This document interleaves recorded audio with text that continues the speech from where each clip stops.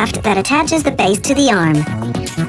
Once everything's connected, they fine-tune and test the gear and pulley systems to see if they run smoothly. Now they can install the gripper and the shaft and gear system that operates it.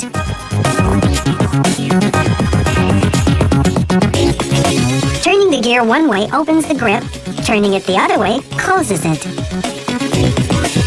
Now they mount the assembled gripper to the forearm, plugging its motor into a circuit board that they've already installed there.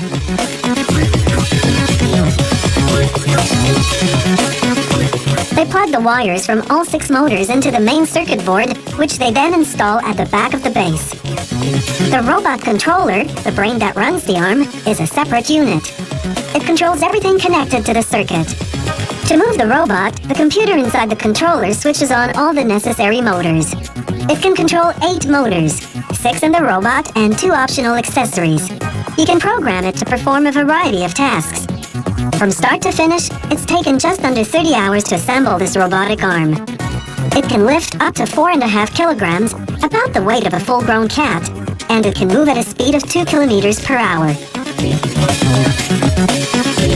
Most robots are reprogrammable, meaning that to change their behavior, you simply write a new program. From an employer's perspective, robots may be the ideal workers. Granted, they have no ideas of their own, but their productivity is constant, they never call in sick, and they never take lunch or coffee breaks.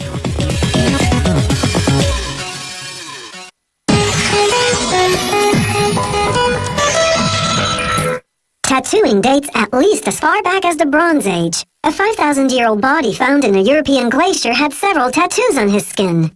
Archaeologists have even uncovered what they believe are Stone Age tattooing instruments, sharp bone needles and clay discs containing mineral pigments.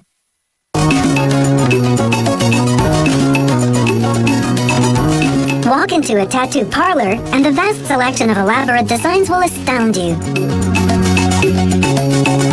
Once you make your choice, the tattoo artist traces the image.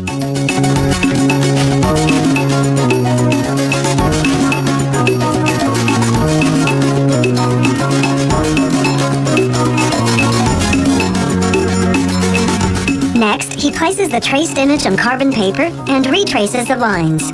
This creates a carbon outline of the tattoo on the reverse side. The artist will use this blueprint, as it's called, as his guide.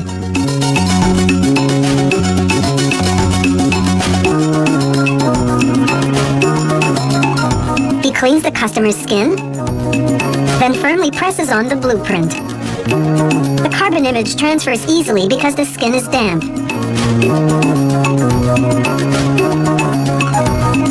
Now it's time to construct the needles.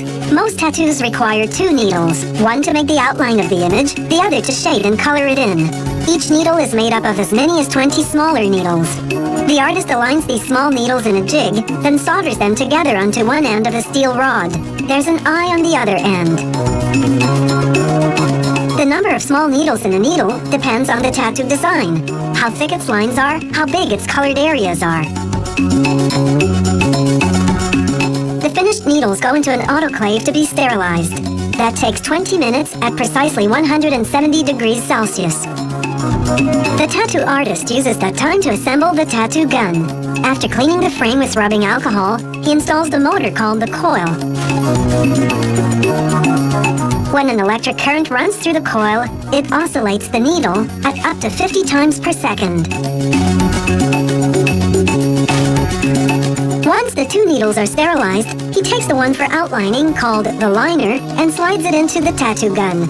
He hooks the eye on the other end onto the spring. As the spring moves back and forth, it moves the needle up and down. The tattoo artist stops and starts it with a foot pedal, like a sewing machine. Time to tattoo.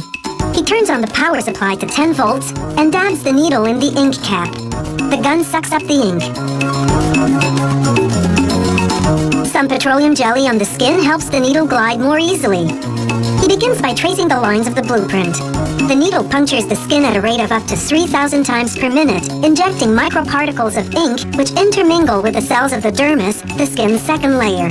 The artist continually wipes away the excess ink to keep his work area clean. After finishing the outline, he reapplies petroleum jelly. This seals the pores of the skin and prevents bleeding. Then he changes to the other needle and begins shading and coloring the image with a back and forth movement.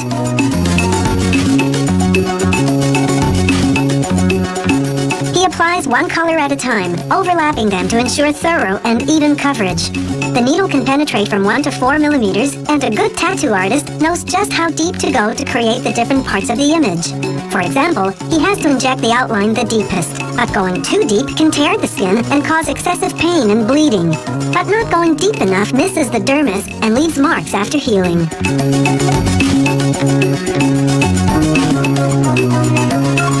The cells of the dermis are remarkably stable, so tattoos last a lifetime. This tattoo has taken approximately 45 minutes to do from start to finish. The area will dry and scab over. Then, the scab will fall off, and this body art will be ready for exhibition.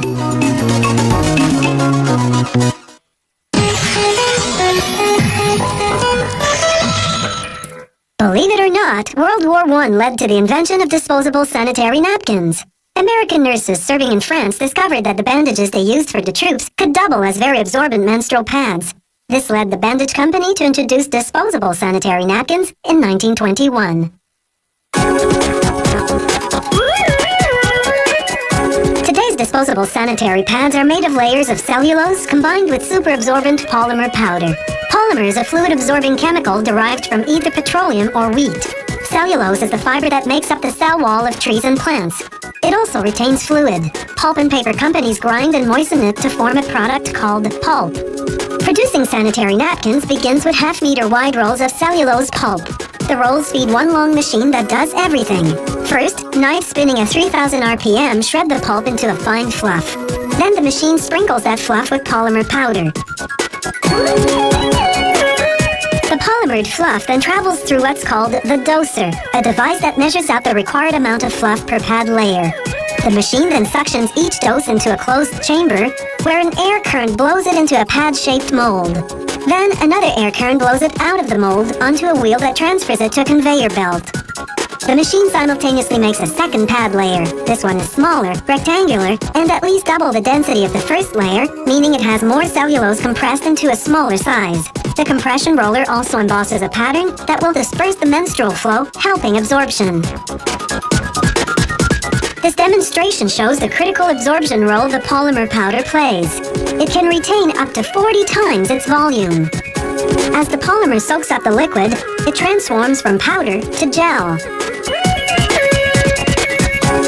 Different types of polymers have different reaction speeds. This type absorbs at average speed. This will be a 2-layer pad. The number of layers and their weight depends on the degree of menstrual flow a pad is designed to absorb. Now the machine's conveyor belts merge, bringing the 2 layers together.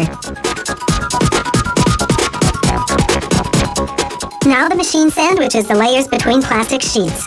The top one is perforated to allow fluid to pass to the absorbent layers underneath. The bottom one acts as a leak-proof barrier. A roller stamps the contour of the pad, sealing the absorbent layers inside. Now the machine applies glue to a paper strip and to a pair of small paper rectangles. It slaps the strip on the back of the pad and the rectangles on the side flaps, called the wings. To secure the pad to underwear, you remove the paper to expose the adhesive. The pads are still connected to each other. A cutting die excises each one. Abrasive foam on either side of the die grips and pulls away the material surrounding the pads.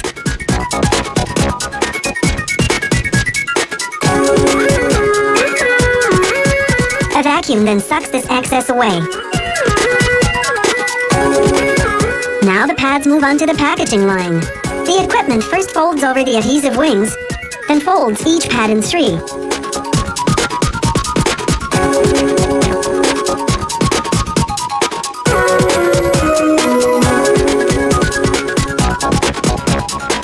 The folded pads now go into plastic wrap.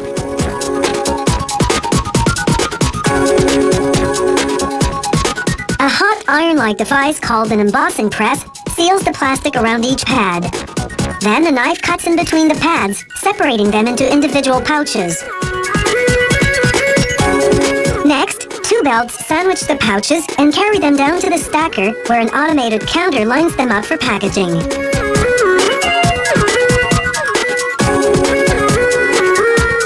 As vacuum opens the bag, a mechanical arm inserts the pads. The equipment then seals the bag shut. Everything you've seen happens at an impressive pace. From start to finish, it takes just 40 seconds to make and package a sanitary napkin.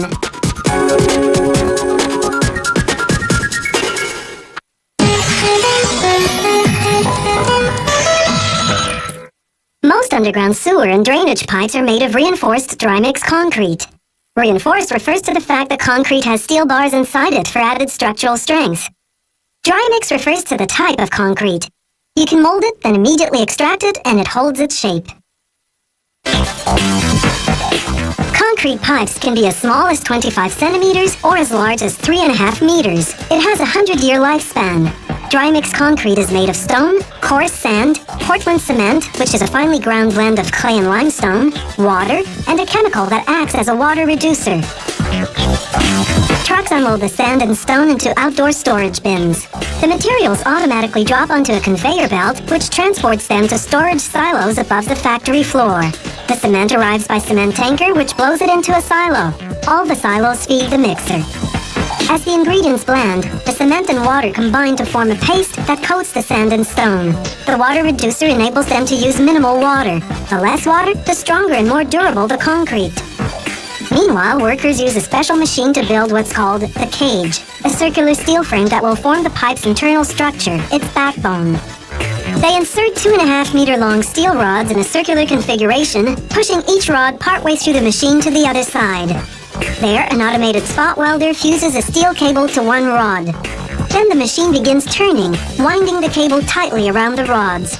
Here, a worker is turning the machine manually just to show us the process in slow motion. This is what it looks like at the normal automated speed.